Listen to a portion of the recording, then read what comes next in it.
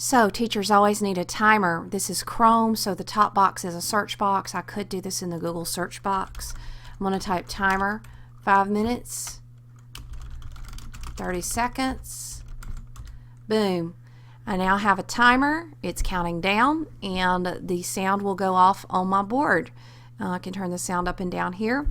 I can stop, I can reset. So you can do all kinds of stuff with this great timer, but it's really nice and really fast.